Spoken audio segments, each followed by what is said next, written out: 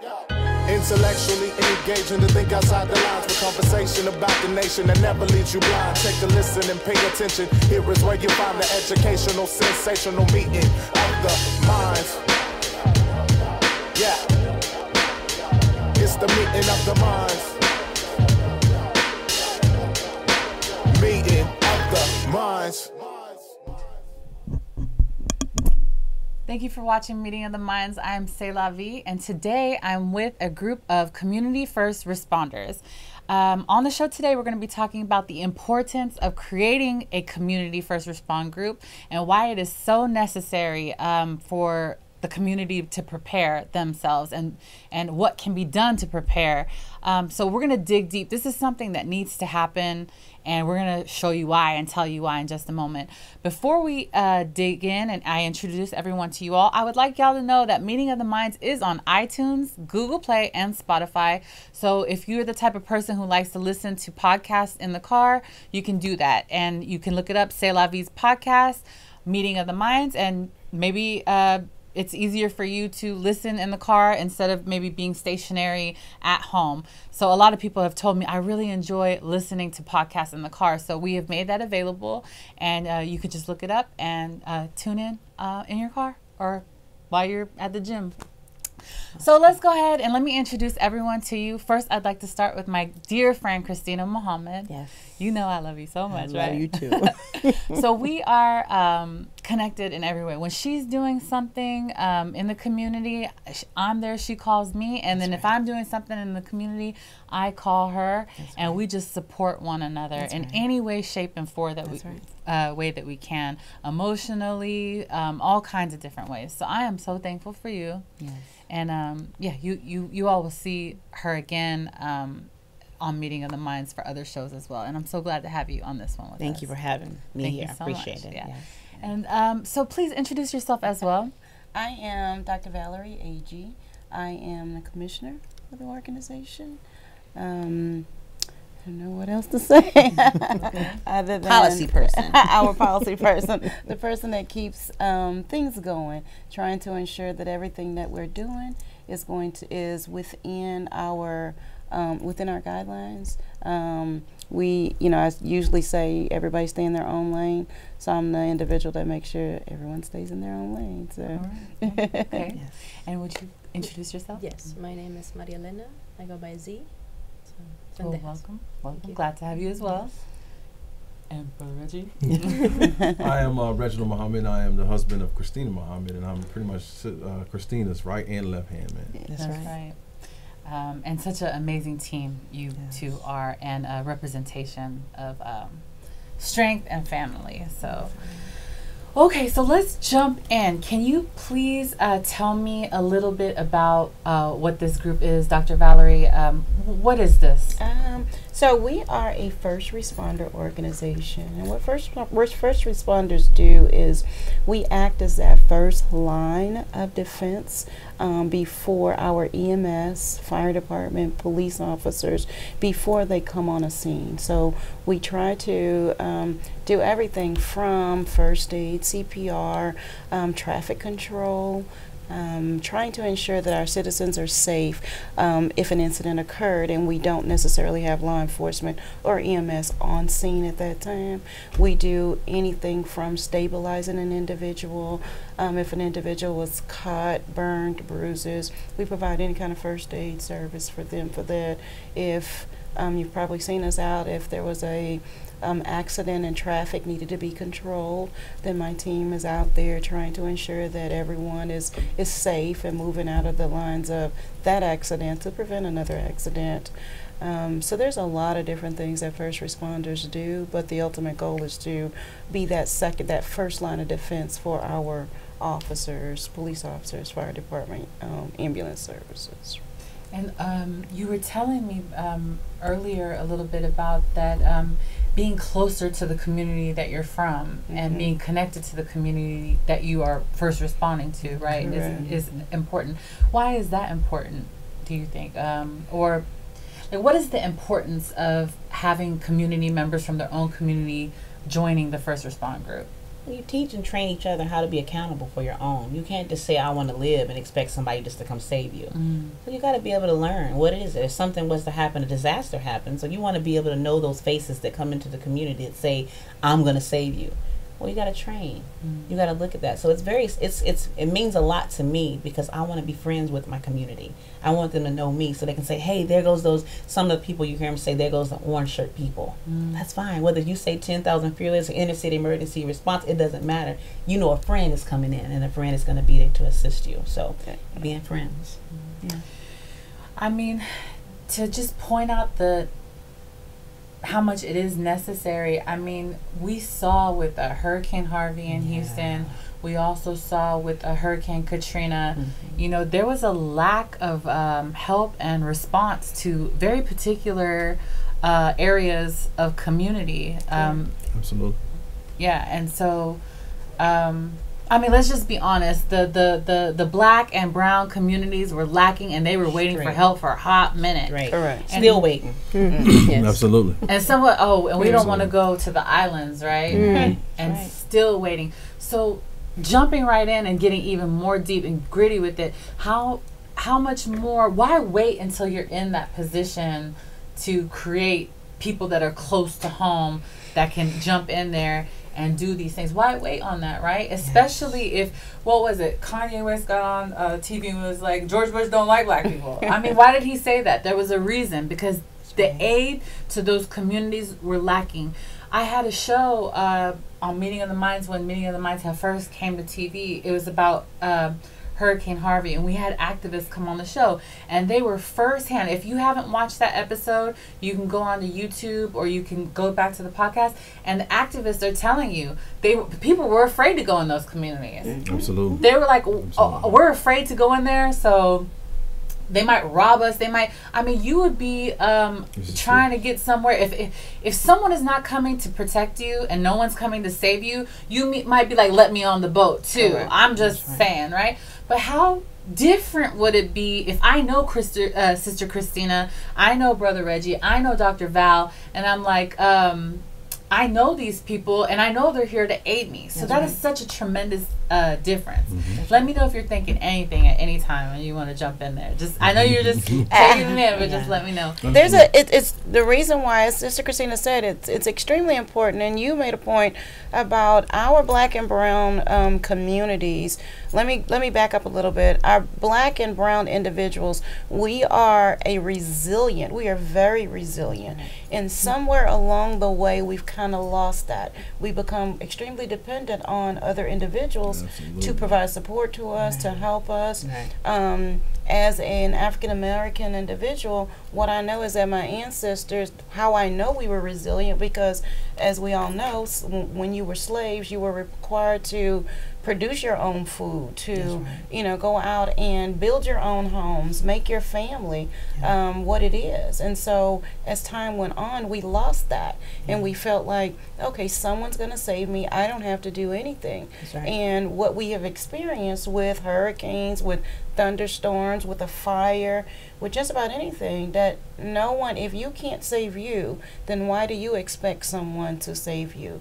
And when a disaster occurs, we got to think about telephone lines going down, roads being blocked, stores being closed. So where are your resources? What do you need to do for the next 3 or 4 days to ensure that your family is safe and healthy until other emergency services can show up? So what we try to do, or what we're ensuring, is that you are protected. You know the first thing to do when a thunderstorm is going to hit. You know to take your family here, or what you need to do with your family. And I think that Katrina taught, if it didn't teach us anything, it should have taught us a lot. And I think it's because they continue to tell them for many, many years, the levee's going to break, the levee's going to break, the levee's going to break. And no one paid attention to that. So when I keep crying wolf and saying something's going to happen, the time when you tell me and it's serious, I'm still not going to adhere to that. I'm still not going to believe it. I'm going to stay put. And when those individuals stayed put, instead of leaving that city, same thing for Houston, same thing for other areas, then they're greatly affected by it, but then they don't know what to do. That's right. So what we're trying to do is to ensure that you know exactly what to do. You know, we have a saying, we protect what we love. And so if you love your family, you love your friends, you love your community, you're going to figure out a way to protect them. And that's our goal, is to teach you how to do that. And what we don't want the community to misinterpret is that we only want to teach you how to save yourself during a thunderstorm or tornado. No, we have a disaster. If you lost your job, that's a disaster in itself. So what do you do to prepare your family for the next 2-3 weeks until you can get a paycheck?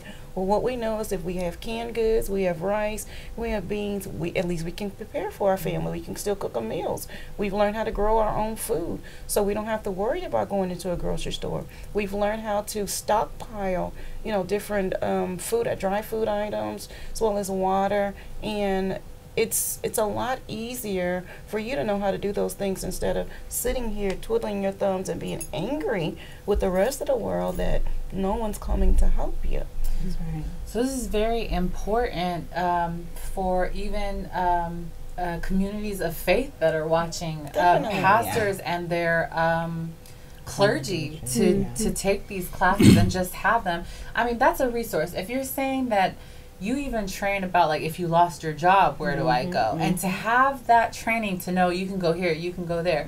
Or like you said, a tornado hits. What do we do? I don't know.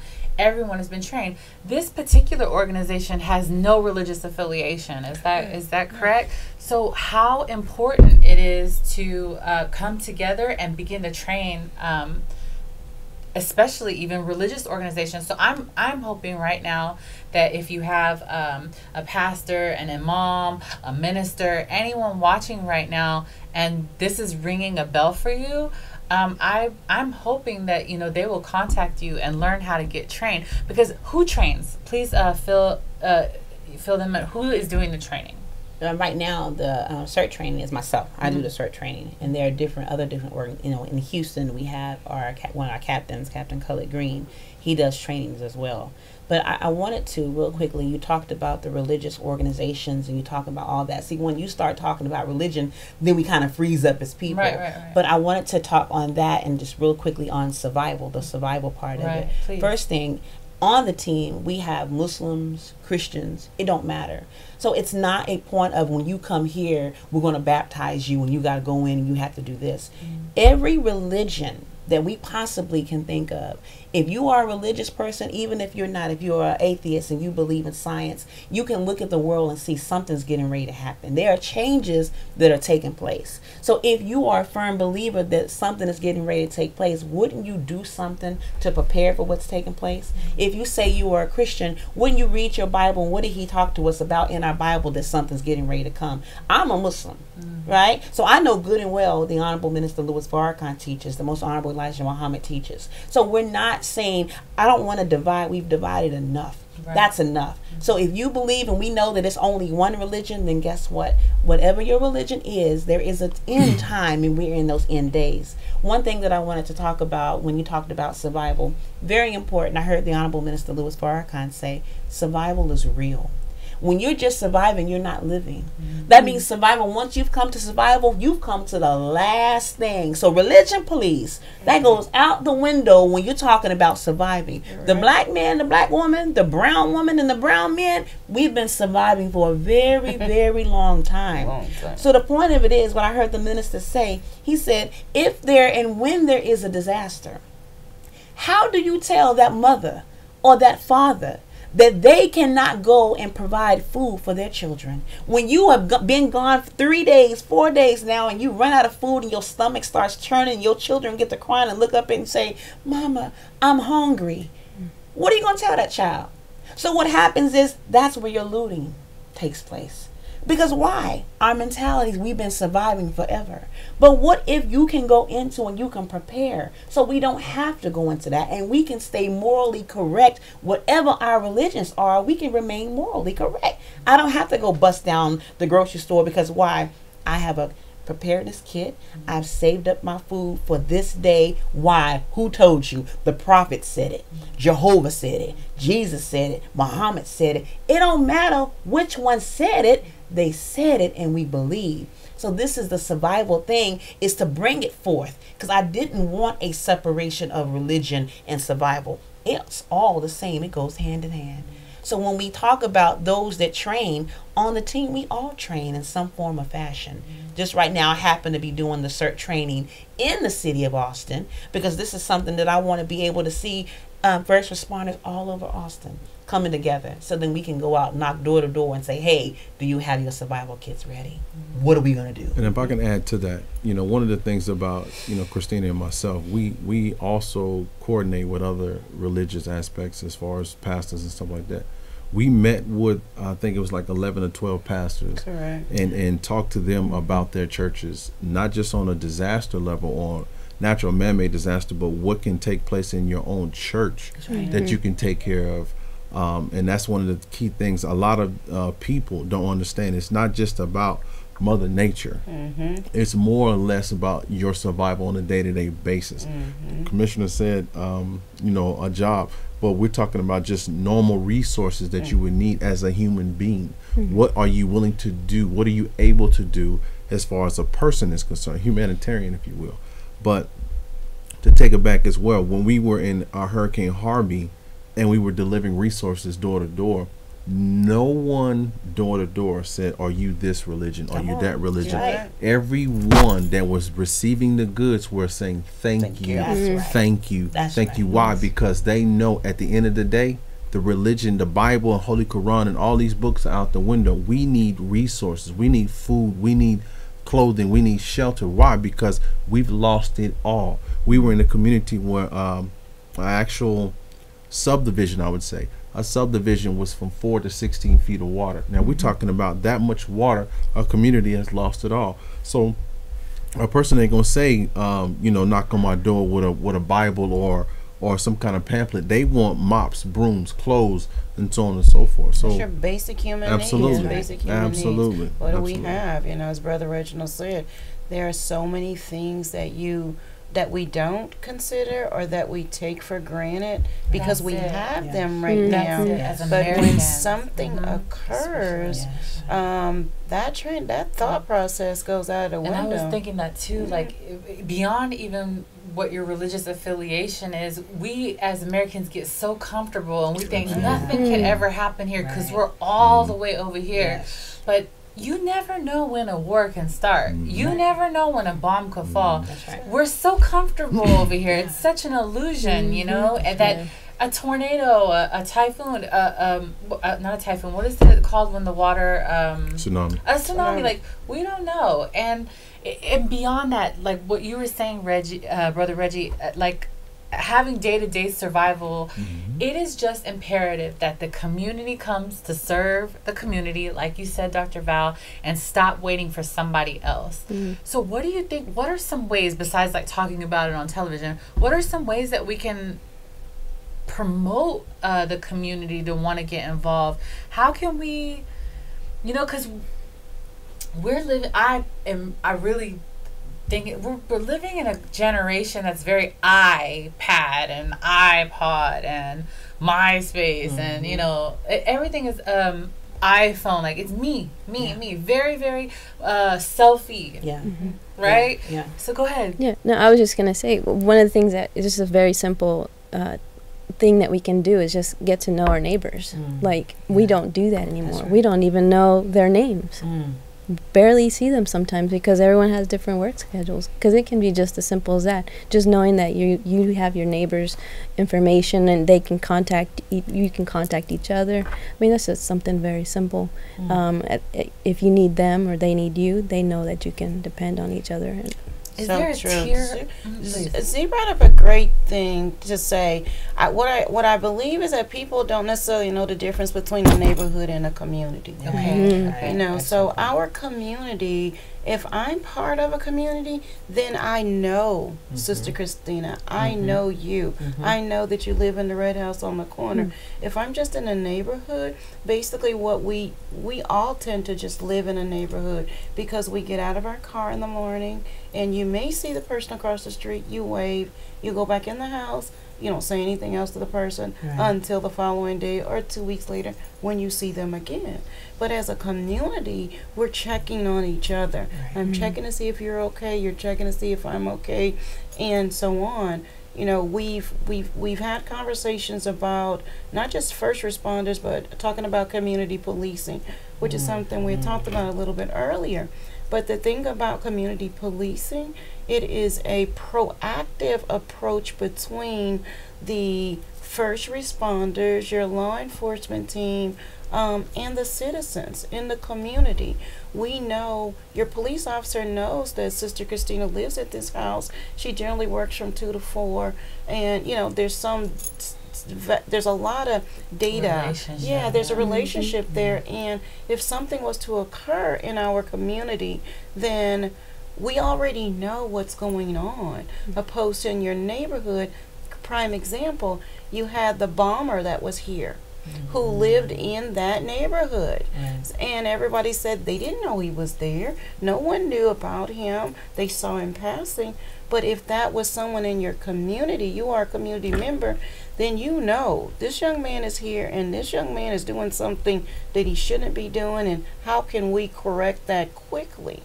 So we have to get more in the habit of being community members opposed to just being neighbors. And that's definitely part of being a first responder. We find that people will contact us more often or quicker than they will law enforcement.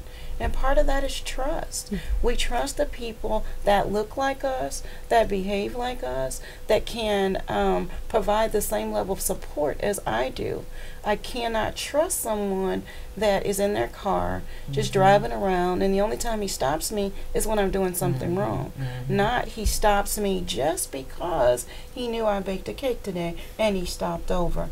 Once upon a time, that's what community policing was. That's what your beat cops were. And you would have been able to solve a lot of crimes that occurred in your community because you went and talked to Miss Johnson, who sits on the porch every day and knows what happened there in the community. So find your matriarch, your patriarch in that community.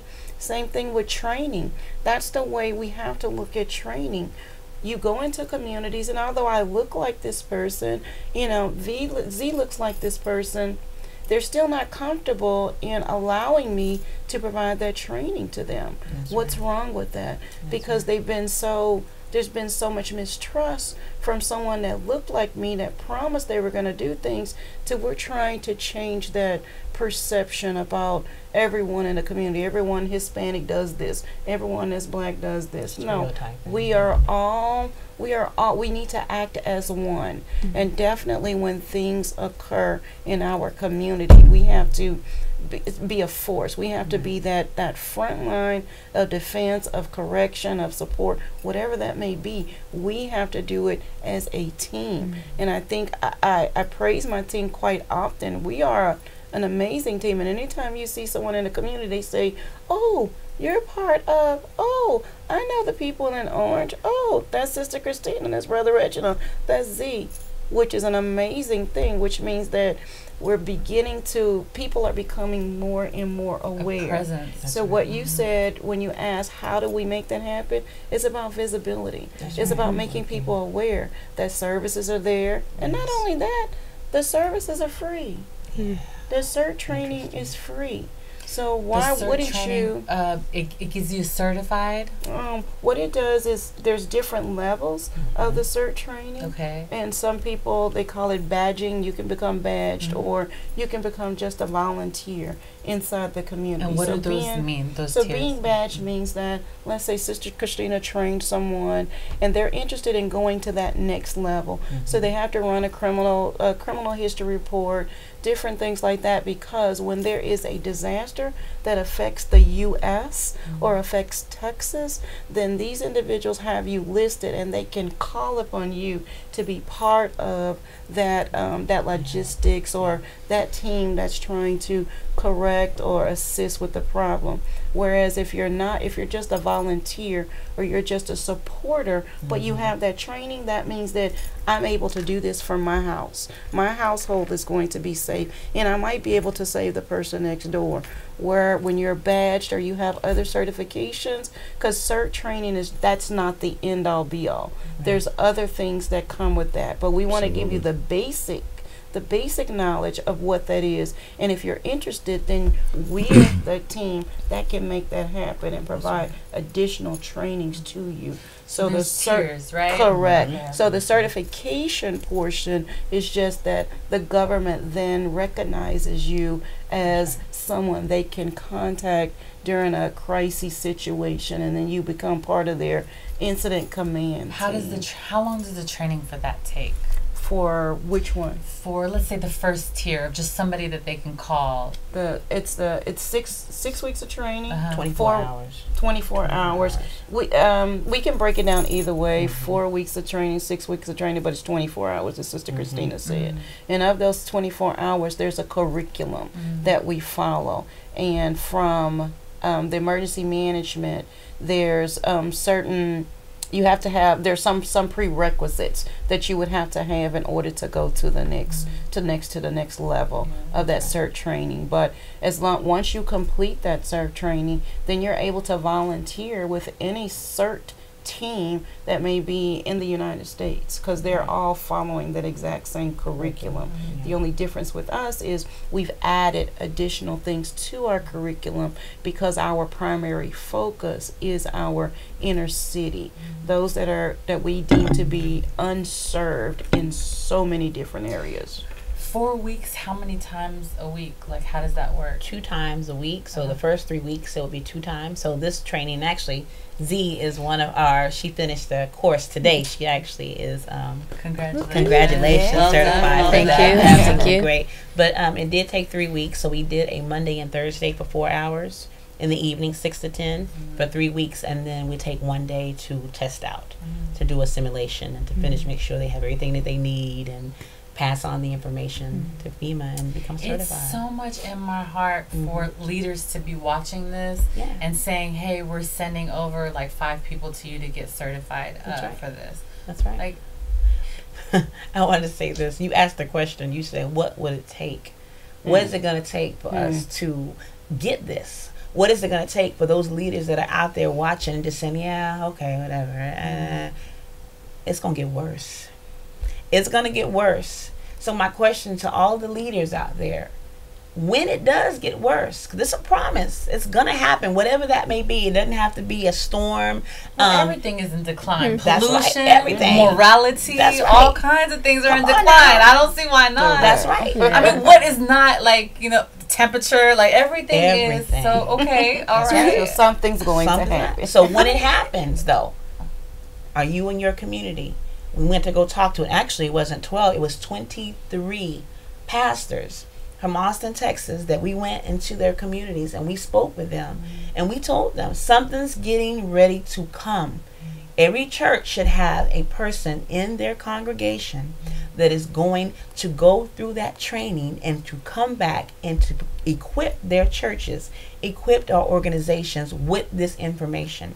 Everybody should have a disaster plan. Everybody should have an evacuation plan. People looked at me and I kind of felt like Noah for a moment there. They were like, why is this girl buying buses?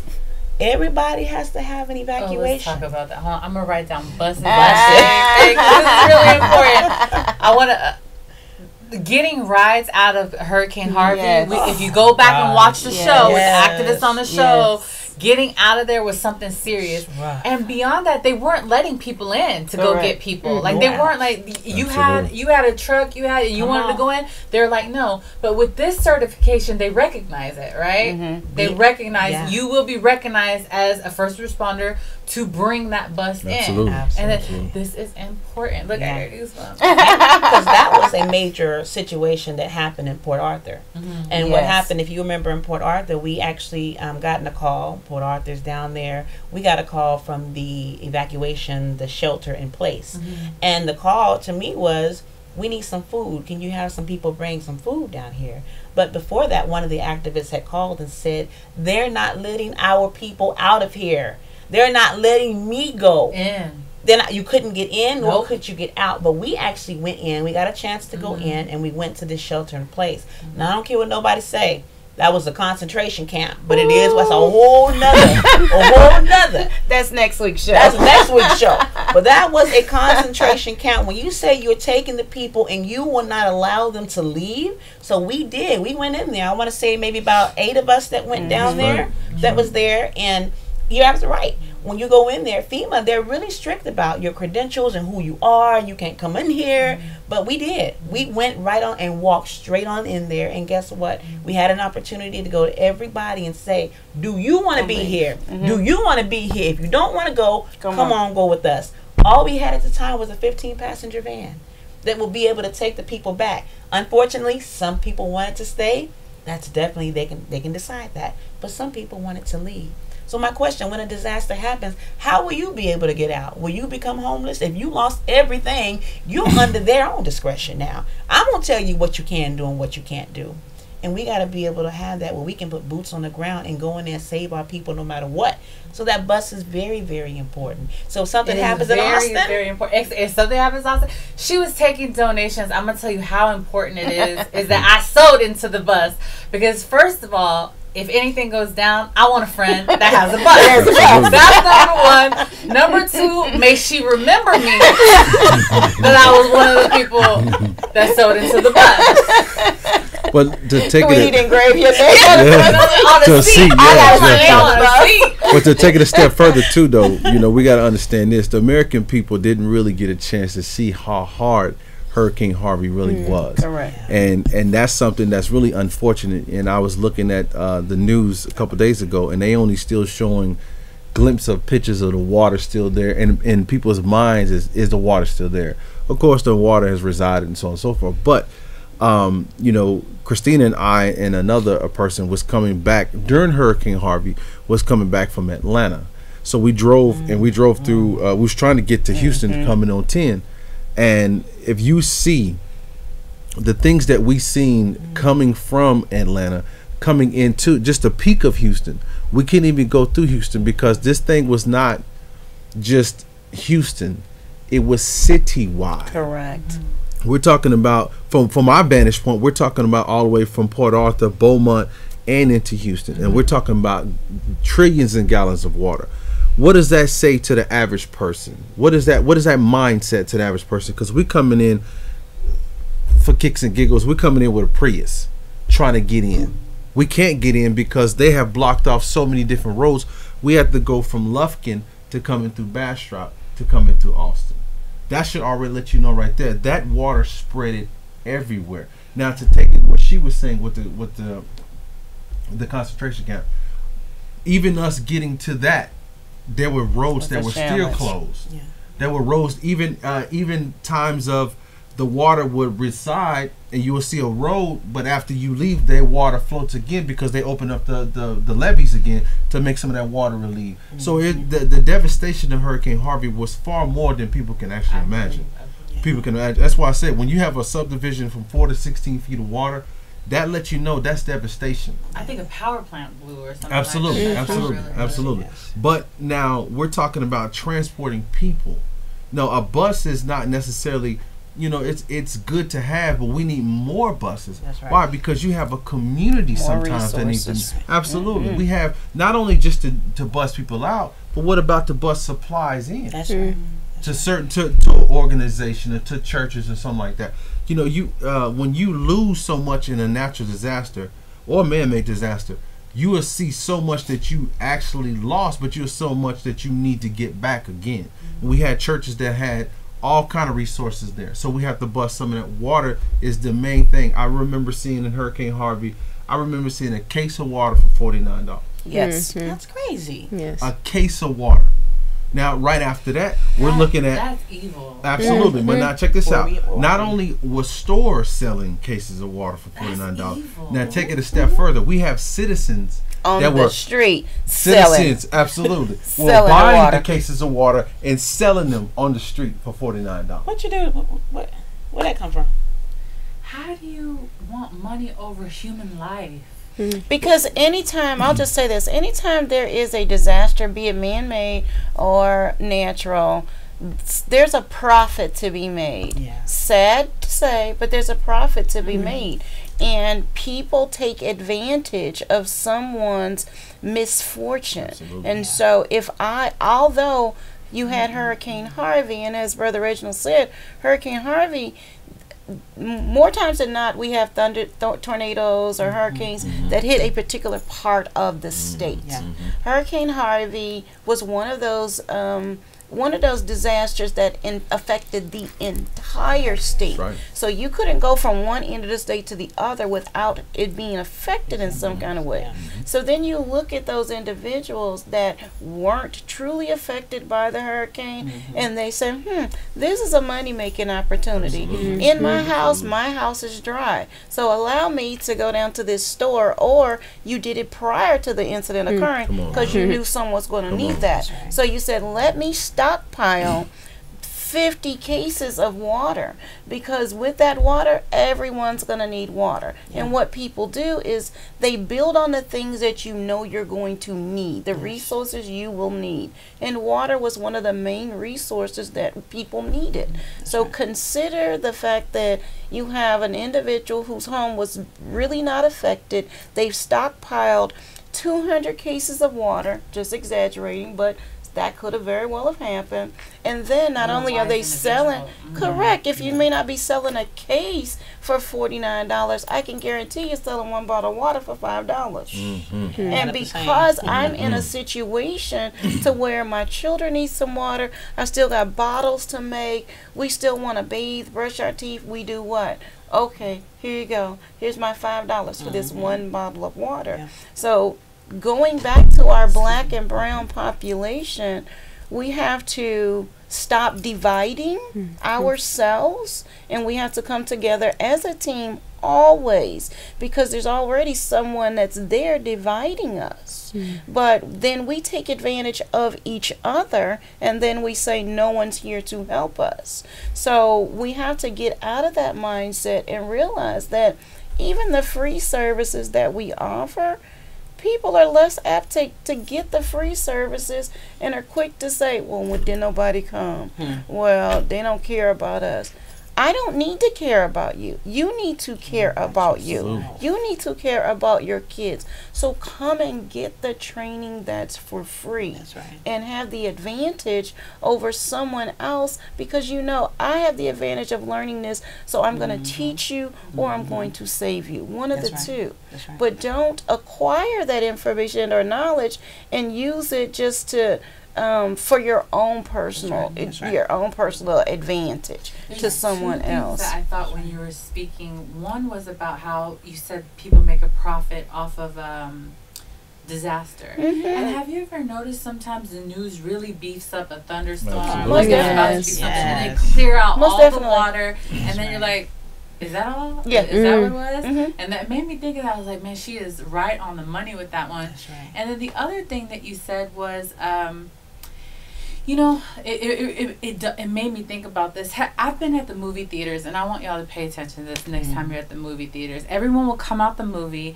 and there'll be like 1, 2, 3, 4, 5 doors to go exit out.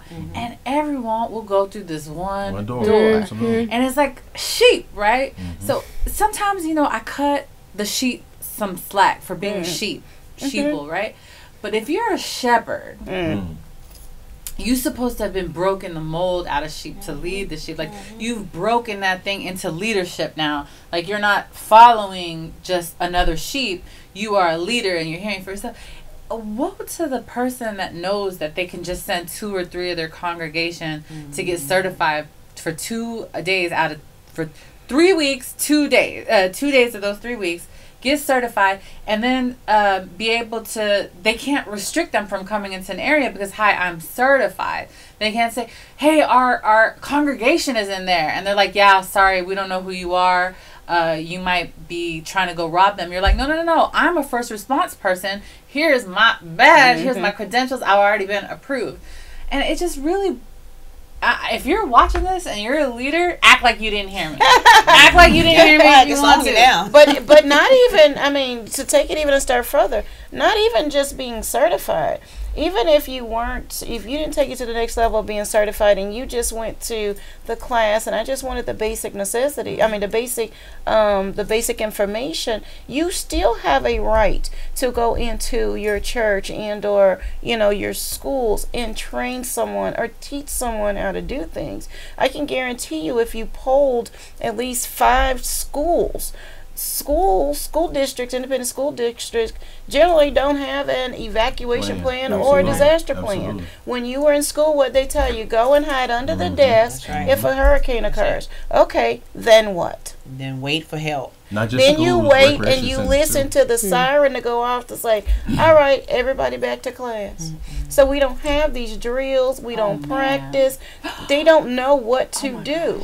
So it's the same thing for a church. That I had just came up while you were saying that, and I'm like shocked right now. And the same thing for the church. I'm a very religious individual, but the one thing that the Lord said is that if you help yourself, I got you the rest of the way, right? That's right. So when you're thinking about a church, we can't pray our way through everything.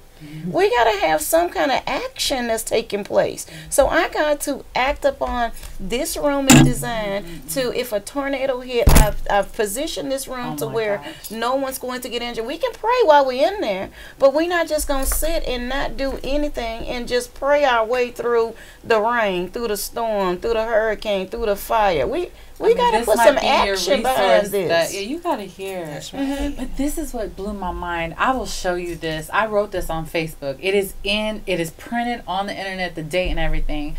I think it's 2 years ago, probably from 3-4 days ago, 2 years ago. I had a dream that I was in a school and we thought a fire alarm goes off, so my whole class starts to evacuate, and I had left my book of poems, because I'm a poet, and I went back to go get it, because I'm not leaving that. We gonna burn down the school while we get that. So I went back to go get it. I mean, I will fight a fire to go get my book. And I start to come outside because it's a fire. But then all of a sudden we realized it wasn't a fire alarm, it was a tornado alarm. But my class had gone outside and for the fire tornado was approaching and the people wouldn't open the door anymore. And they were like, I could see my class and I was fighting the people that were not allowing us to go outside, and I was trying to incite other people to fight with me to go help my class. But while you were talking, that dream came up again. And I'm thinking about, what if the people that were guarding the door were like, would they not open the door to let them back in? And I just saw that all of a sudden. I remember fighting the people to want to get to my friends and my classmates, my peers. Oh my God. Yeah, that happened with our son's school. I think there was an incident, a stabbing or something took place at a elementary school, and they were telling my husband things are getting bad in the world. But they were telling my husband stabbing happened. A stabbing. I just clutched my pearl. No, it wasn't the actual school in the neighborhood, community. Right? It was in the community. And what the school called me and told me what was going on. I said, okay, I'm on my way to get my son. Well, in actually getting to the first part of the community, they were saying, well, you can't get in here because we have taped everything off. Well, of course, I have credentials, so I walked right over there and got my son. But that it adds to what we've been talking about. See, one thing about the community, and this is something I have to stress, just because a natural or man-made disaster happened doesn't mean you just sit on your hands. Correct. You don't just sit on your hands. And things have been said off and on, but correct me if I'm wrong, Sister Christina and Commissioner, but I believe that FEMA has a certain amount of time to react to your community or your area before they can actually get to you. 72. So what does that mean? 72 hours. So what does that mean? That's 72 hours that have passed by before you even got to my residence or my community. Think about what can happen in 72 hours with a natural and man-made disaster. That's right. So we have to really start thinking. You talked about the churches. Let's just talk about anybody on a city block, on a community block. If you're not doing what's necessary to protect your household, then woe to you, because at the end of the day, it's self-preservation first. It's I have to protect mine first. Sister Commissioner just said, protect what you love. So if we're protecting what we love, we have to start the fire plans in our home. We have to start the disaster preparedness plans in our home. We have to actually start protecting ourselves with what kind of foods we have in our community gardens. All of those things are necessary for us to do. But to take it a step further, we have to start doing classes to know what we're doing. Correct. Don't just have the stuff stockpiled. Sister Christina was talking about one time she went to buy one of those containers to put in your backyard, but your homeowner association don't allow that kind of stuff. But those are very necessary.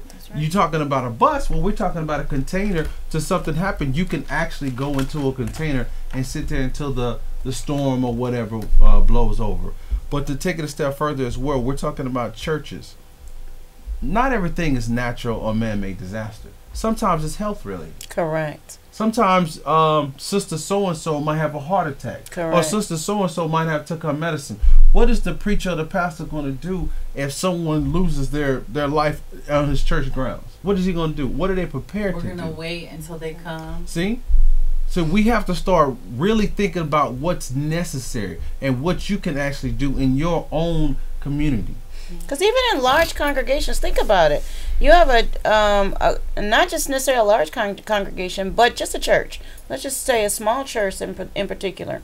What we know is that a small church holds at least 100, 200 people, small enough. So the incident occurred, or the disaster occurred not on a Sunday when the church is full. Right. It occurred on a Tuesday. So it's only 4 or 5 people that was there at the church to begin with. So what is your problem, or what is your concern that I can't let 100 people from the community come and position themselves and sit on my pews until this is blown over? The first thing they say, well, they're not members of the the church. Right. I need to be a member to be saved. I need to be a member to get out of the rain. I need to be a member so that my house that's on fire down the street, that I can't stay here for refuge. Right. So it's, as Sister Christina said, holding those individuals accountable for how they treat the community is something that's extremely important. And and not only that, how do we, I think there was the minister that was in Houston that they made a big issue about.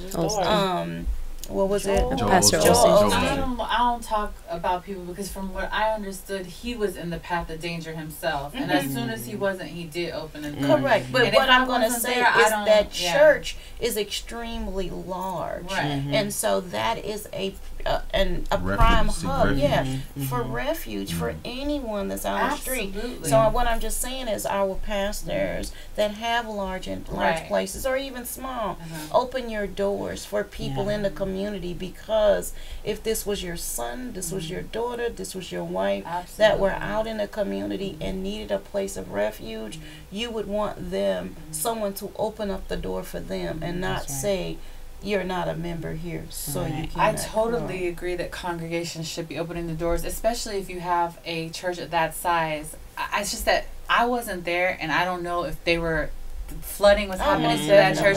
They said that it was rising to their level. I don't know if the tornado was in their path. Why bring people to my church if the tornado is directly on a trajectory with my church? And I wasn't there, so I don't put my mouth on a church, a pastor, the minister, Honorable Minister Fairclough. I don't do it because I don't know the relationship with God, period. I'm too scared. I'm too scared.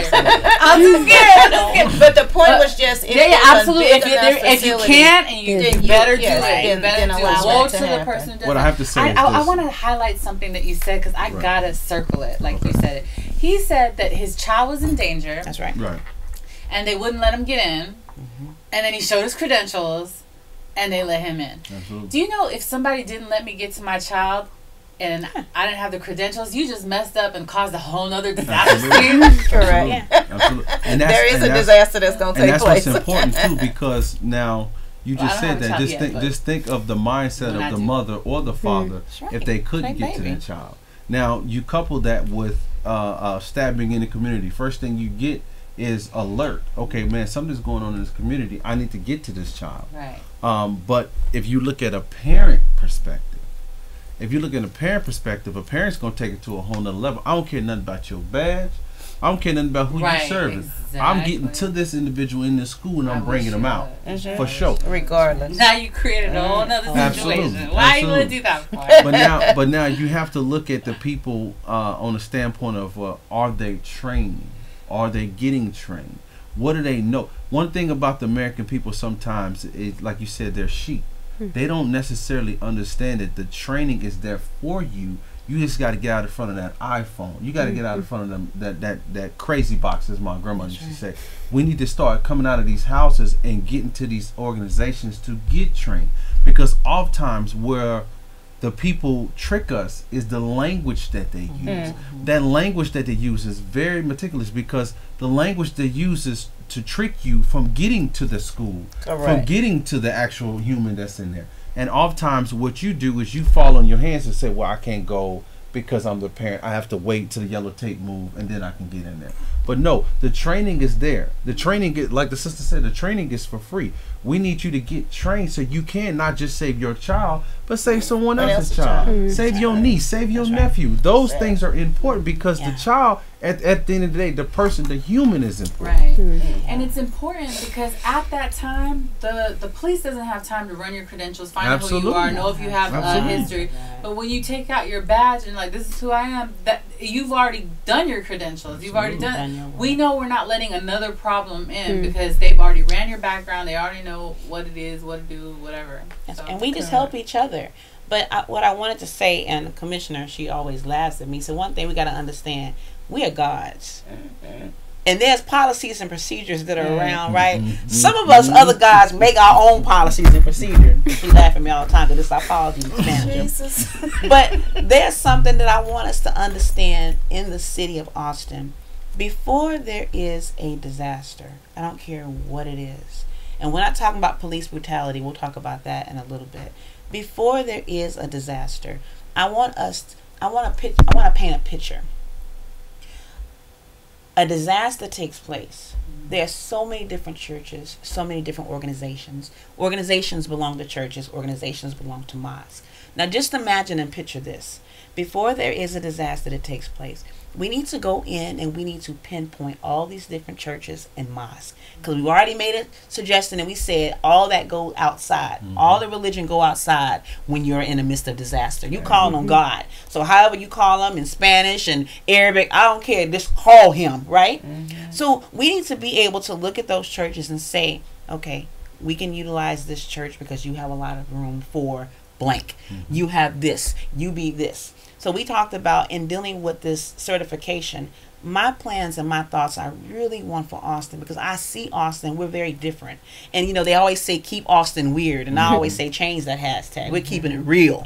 We're getting real. What does it mean that you're real for Austin? If something's coming, we have to be able to set up to every single church, every single organization, you have a first responder. 2 or 3 that's in there, and their entire job is to make sure that you have everything that you need. Now when a disaster hits, what does that first responder do? There's something called well-being. You have to check on the well-being. So now you have this huge massive map, and on that map you have every single person in your congregation, because you got to understand, Pastor, this is something that you're going to have to do. You have every member of your congregation on that map with a little pin pointing to where they are. You should know where your people are. And then you should have a person that will be able to check on everybody in your congregation. That's your responsibility. You're passing around a collection plate. They're paying their money to keep the electric on, to keep it so you can come in and we can, all these things that we do. Now we have loyalty to our people that we have to show now. I keep a map saying when a disaster happens, we have somebody to do well-being check. I know that 1,000 of my people are fine. How do I know? I did the well-being check. I have a report from my first responders. They send it up to me. I know my people are fine. Just imagine if everybody took accountability for their own organization and churches and mosques saying we're fine. Or I haven't heard for Helen. Where's Helen? Now we need first responders to go out. Because what's happening is we're having all these people, and we know right now, fire department, EMS, the police, there's not that many for all of the people. But if we have those that take accountability for those the welfare checks, and we know they're fine, then we can start sending out first responders to go out. On the ground. We have to be able to be organized in the city of Austin, and that's what I want. I want to look at that being organized. If I know this happens, I know where to send people. I don't want to have to wait. If the situation with Joel Osteen, I don't know what happened either. Right. But I wouldn't have to worry about that if we already had it set in space. Correct. And we already know, look, this is, what are the big churches here in Austin? What are big organizations? What do you have access to? What do you have access to? Now let's go ahead and get together as a meeting and say, this is what we're going to do when a disaster hits. And we practice those things. We do dry runs with those things. And then when it happens, guess what? It becomes second nature. And not only that, Sister Christina, as she said, if we're outlining what each church and or each organization can provide during those times of disaster, then each organization has that book. Come on. This is their book, and they can look that, oh, Caritas is going to be our second hub when this fills up. So everybody, all the churches know, or all the organizations know, okay, Organization A, they're full. They provide food. They provide blankets. But Organization B, they provide the beds. So we're going to give them the blankets, send them over to B. After B gets done with them, we're sending them over to C because they have to get immunizations, whatever. It's just, this is my resource log. And anyone with inside an organization and or church can just check their resource log to find out what those needs are. That's right. What we have to do also is we have to have someone that's assigned to updating those resources as often as possible. Because what happens is, I work in the social service field, and what happens is when you're making a referral to someone in mental health services, someone that may be for child protective services, as years go on, those numbers change. But this document hasn't been updated since 2000. And we're in 2018. So we have to have not only that, but that other accountability to be able to look at the resources and know that they're accurate, they're up to date, and they are actually going to provide what they said they're going to provide. And as Sister Christina said, having the disaster preparedness manual and or policy and or procedure for the school, for the church, for a restaurant, it's a great thing to have it. But if you just have it, you're not serving a purpose. And stuff like that. Yeah, wipe it off when you think that it's going to, when we might need it because they said it's going to rain. Okay, everybody. Ready. Pages we have to practice this on a regular basis. It's interesting that you say that, because whenever the bomb, the Austin bomber was doing his thing, it was a pattern emerging, and we thought that they were going after specifically African Americans, Black people. They were going after Black people, and sometimes I don't even like African American. That's a whole other issue. Talk about that later. But we thought they were going after Black folks. The pattern was going like that. Then there was a theory that they were going after elderly a little bit. And so then a bright idea came. All the church people, contact your elder and let elders and let them know about packages, because they might not be watching TV or they might not know. And people couldn't do it. People couldn't do it. How do you call Sister Myrtle? I don't know. Does anybody got a number for Bertha? I don't know. And that's real. Just something so simple that if we wanted to reach out and say, there's a threat to elderly people. Do not open the door to your package to your own congregation. Can you do it? I'm just wondering. So I have another question. If you're in Williamson County and you wanted to be a part of the first respond group, how does that work? We go there too. Just call. One of the things about the 10,000 fearless first responders, and I have to make this perfectly clear as well, we're willing to travel wherever you are in training. City, state. Doesn't matter. And that's the good thing about this team, is that we're willing to help you. Why? Because you're protecting what you're have it too? Absolutely. Okay, nice. Absolutely. We're what, 10 states, give or take? Right now, we just left Louisiana a couple weeks ago. No, I'm saying that our tentacles have reached to like Detroit, yeah. Atlanta. About You know, 10 the states. orange is pretty much about 10 states strong. Yeah, we're headed to Chicago Man, next weekend. I'm pretty much thinking everything that Sister Christina invites me to, and then I have to promote. I have to end up doing it, like always, because I can't. It always happens, right? Yeah. Like she'll say, "Come to this," and I want you to support that, and so then I give it a platform, right? And then I got to go on and subscribe to. I can't even count how many things that's gone like that, because you can't.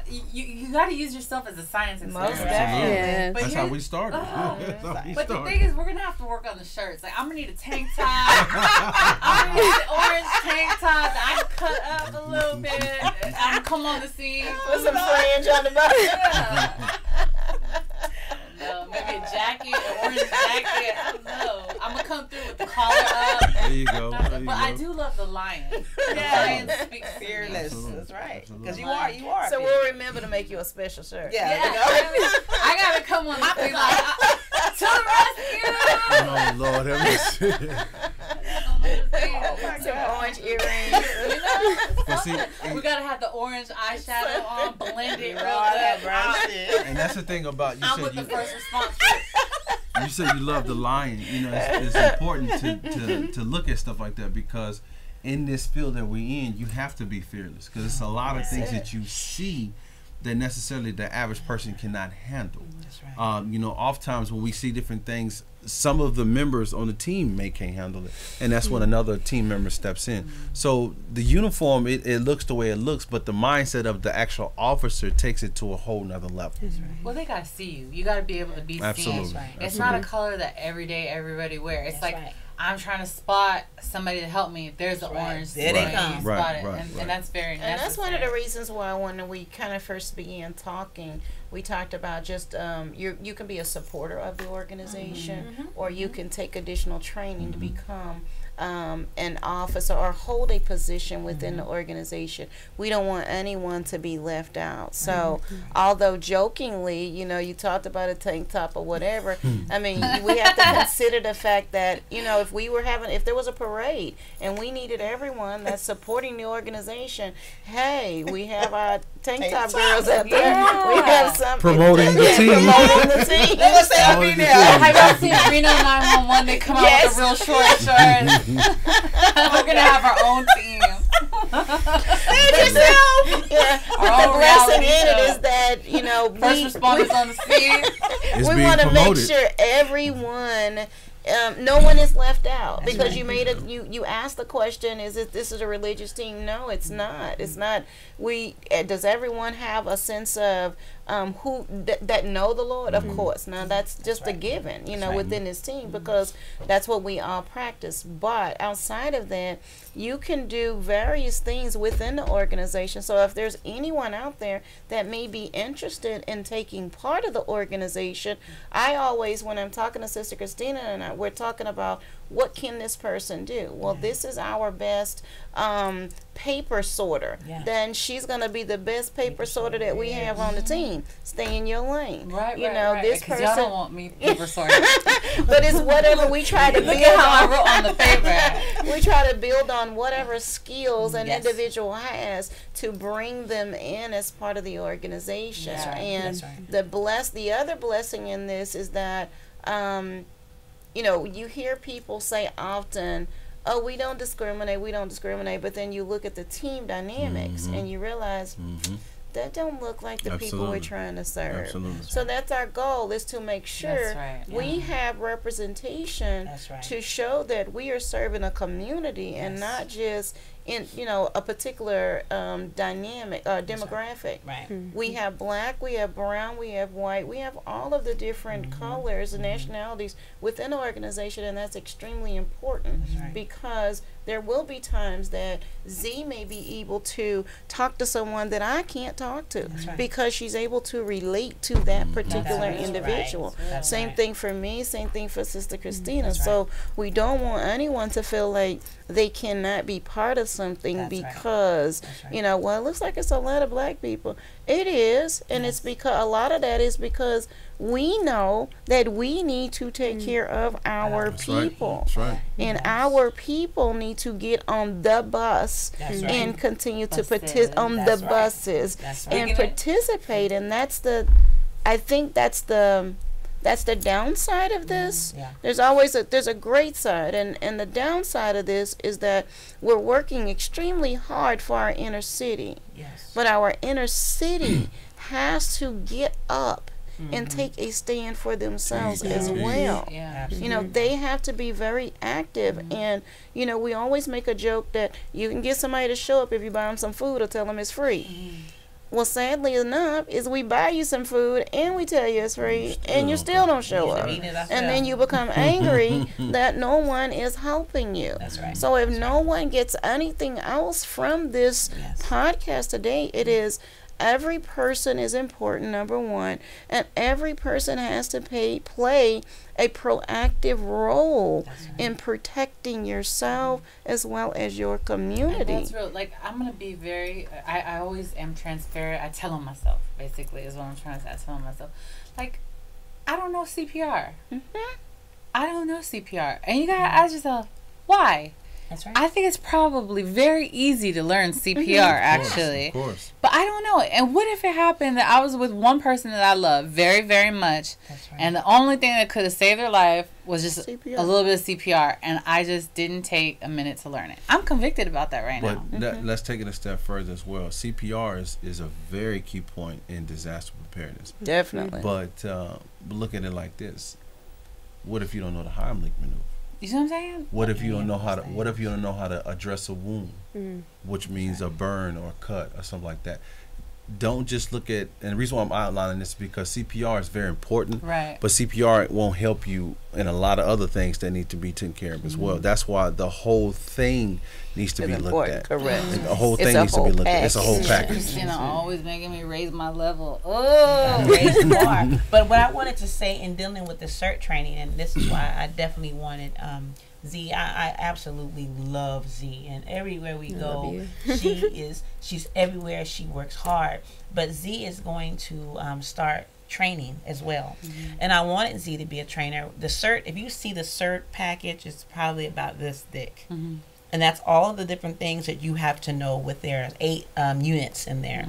And we now have it in Spanish. We have it in Espanol, meaning why? So you can't say that you're here for everybody, but you can't speak the language of the people. Correct. Z knows Spanish. Excellent. Absolutely. Matter of fact, we was in Hurricane Harvey there in Houston, and she was there, you know, with my captain, talking to my captain, give me some Spanish. Let's speak. Let's say it. But if you can't speak the language of the people, people are not going to understand. So if any disaster was to happen, a lot of times what happens is those people who don't understand, come here, come to the sound of my voice. Absolutely. How do you say it in Spanish? They remain still. They're not there anymore. They feel left out. But if we say we love each other, then we have to be able to speak the language of the people. I may not know all the Spanish. I may not know Arabic. But guess what? It is very, very important for us to go in and pull those from the community and say, hey, I need your help. We have to be able, I told somebody this before and it was so funny, they laughed at it, but I said it in a way not to be vulgar, but I said, when you think about disaster preparedness, it's not cute. But we've got to make disaster preparedness sexy. Absolutely. We make that's it why sexy. I want the orange Appealing to the people. That's why she needs a t-shirt. Yeah, you're cringing. But how do you appeal your people to say, I need you to come and learn this? And I need you to come and learn this. Like, I need that. It's you always are raising the standard, and she's my girl, so I'm like, all right. I don't even want to begin to tell you all the things that, like, I just have to keep moving up. But that's another lesson in life. Who you hang out with will pull you up to their level, and you got to do that. And how simple is this? So, Z, tell us. Yes. Sister Christina was teaching the class? Yes. So then it wasn't awesome. that bad, yeah. Right? I know. I came out there feeling like empowered, like I can, you know, if I needed to lead and it gives you confidence, yes, right? Definitely, definitely. Hands on. I mean, amazing. I bet she. I couldn't sit for 4 hours for like monotone. I know you got voice and fluctuation that will keep me awake. Thank God. Is it only on Thursdays? Because I got something Mondays and Thursdays. I got something Thursdays. There's no other class. What time? We can always change the time. We can do a weekend class. The next one's coming up here in a couple of months. So we just got to decide, what it is it looks like. Because I'm calling as many people as we can. Absolutely. And you have to complete each one of the modules.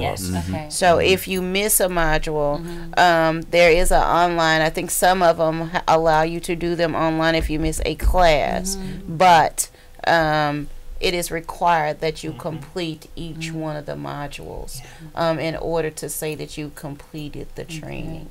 So and that first one is 3 weeks. Is that's 3 weeks? Yes. And that's just 2 days for 3 weeks. 2 days. So really, that's like what? 6 classes. 6 classes. Jeez Louise. Let's do a challenge. I'm gonna do it. I have to. I did the show. I got to. You got to. So I'm gonna do it. And so if you're watching and you feel like you want to do it, my name is Sayla and my email is saylav@me. And if you want us to do it together, like Sayla, I want to take the class that you're taking. Hit me up and we will plan a group class. Awesome. Like I have people on this watching that y'all are my friends. You're poets, you're artists, you're watching online, and you said, Sayla, I'm gonna do it with you. Let's do it. We're gonna set a date. I'm gonna hold off until I hear from you guys. And then you folks, you gotta change the language. I don't wait till I hear from you folks, and then we're gonna take the class together. So hit me up, saylav@me, and and I'll be y'all's class clown. So that's great. I'm so pleased that you are willing to challenge the other people out in the community, and it says a lot about you. It says a lot about your dedication and commitment to one, supporting the organization, and two, ensuring that you and your family are safe should something happen. So I definitely commend you on that. And again, for those individuals that are listening, just be mindful, it's a free class. That's right. All we ask is for you to show up. Just show up and show out. I mean, when Brother Reggie told me that all it took was the badge to get in to have his kid, I was sold. Because I will set it off. We don't want you setting off. I will set it off. Like, you're not going to let me come in and get who? You can get what? Right? And then that's when I'll get a call. Come get your first responder. The one in the cute tank top. I told you we should have had the fridge. Sayla V gonna be a pop-up first responder. She gonna set the tent up and all that. Write her name down. Just prepare myself. A star next to her name highlight. I'm gonna come in with a cape on and everything. So yeah, this was a great conversation. It's needed. Yes. And I hope you're provoked. I hope people that are watching are provoked. Like, I want the credentials. It makes you feel confident. If something were to go down, I have a plan already set in place. I have a checklist of items I need to purchase. And leaders, like, I don't see why you're not like, why not? Let me go ahead and do that. If nothing else, as you said, leaders of organizations, leaders of congregations, leaders of in a retail store, wherever, whoever's listening, even if you sent 1 or 2 of your individuals to come and get trained, or even yourself, you will be surprised of what difference that may make with inside your department, your organization, your agency, because when you begin to learn, people want to know more. That's right. And you begin to share it with other individuals, and it keeps going. That's right. The one thing I will put out there is that we are an organization. We don't receive any funding from the government.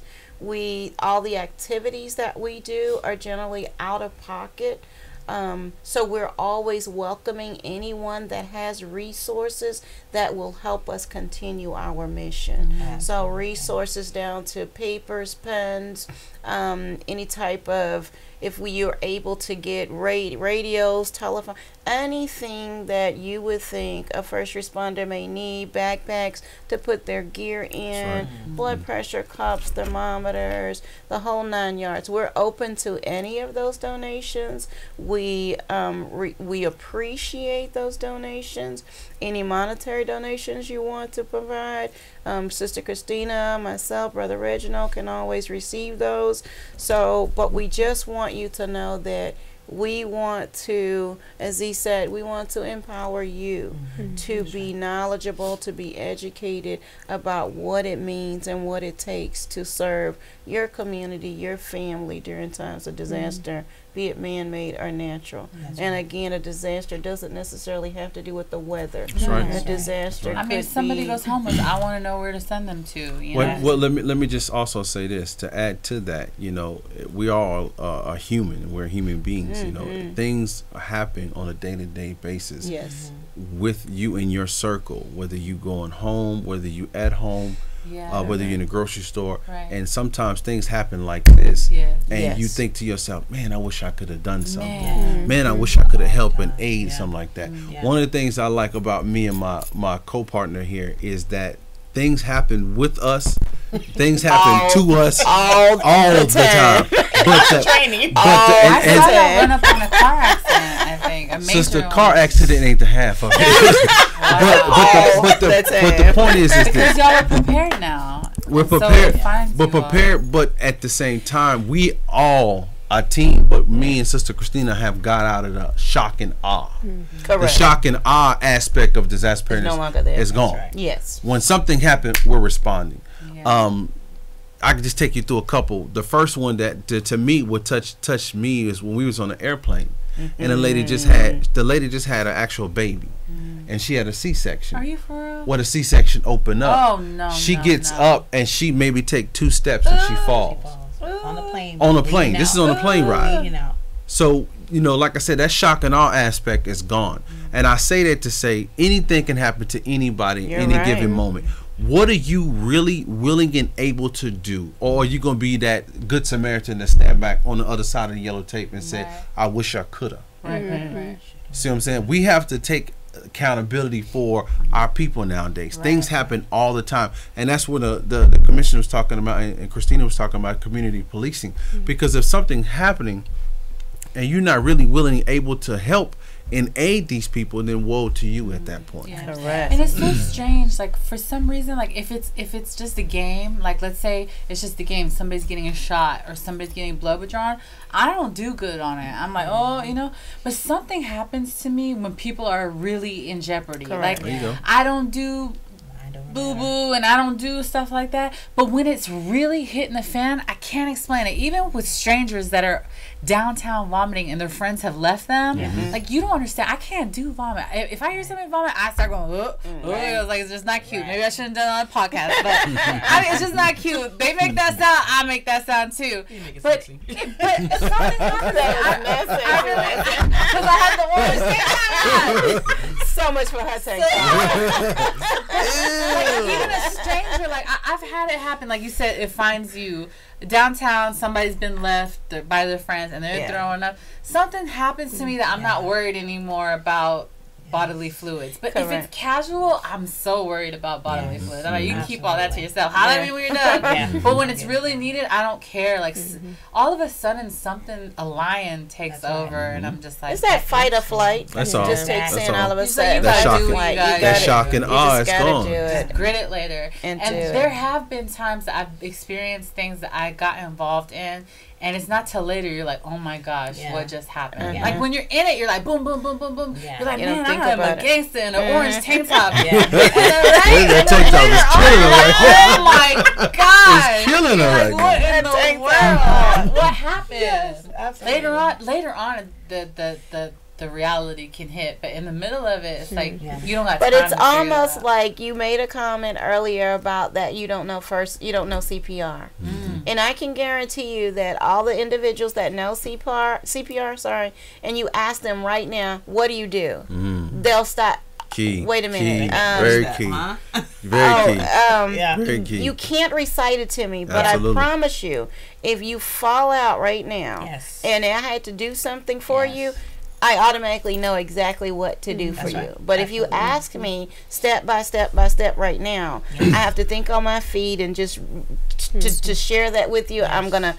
Wait a minute. So is it 2 breaths and then Right, exactly. you don't think about that until you actually have to be in that situation. Absolutely. So again, you do what you need to do in times of disaster or an emergency situation, and that's how we should all respond in an emergency situation. That's right. I'll give this example and then we can move on. I teach defensive driving on the weekends.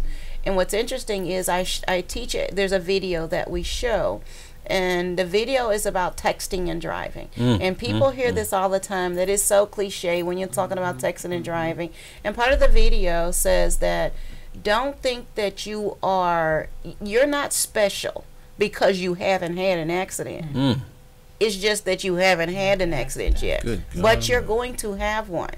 So we have to stop thinking we're so invincible and it's not going to happen to me, because it's going to happen to you. So the same thing about a disaster, it's going to happen. When it's going to happen, we can't tell you exactly, but it's going to happen. So prepare yourself so when it does happen, you know exactly what to do. You're not in an awkward position and trying to figure out, you're calling people on the phone and, well, what do I do here? What do I do there? No, you're just falling right in line and making everything happen. And that's what we want our community to do. Well, I got to go ahead and close out. And I feel like this has been a great conversation. I thank each and every one of you for being here and informing us. And also, if you're watching and you feel like these conversations that Meeting of the Minds have is very important, and you also feel that the community, POC communities, particularly Black and Hispanic communities, need to prepare themselves, whether it be emergency response or even policing, which we're going to say for another episode because this is equally important. But if you think that these conversations are important and other people need to hear them, you can help us and subscribe and give the people that I bring on the show a platform. You can subscribe to iTunes, Google Play, Spotify, YouTube. Subscribing gives an opportunity for these conversations to be heard with other people as well.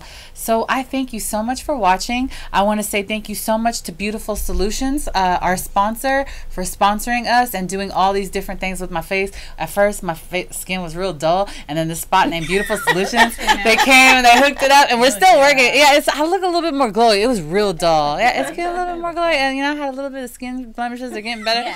But thank you to Beautiful Solutions for making that happen. So thank you to our sponsors. Thank you so much for watching. I can talk. I swear I can talk. I got words. Thank you so much for watching. We'll see you next time. Intellectually engaging to think outside the lines with conversation about the nation that never leaves you blind. Take a listen and pay attention. Here is where you find the educational, sensational meeting of the minds. Yeah, it's the meeting of the minds. Meeting of the minds.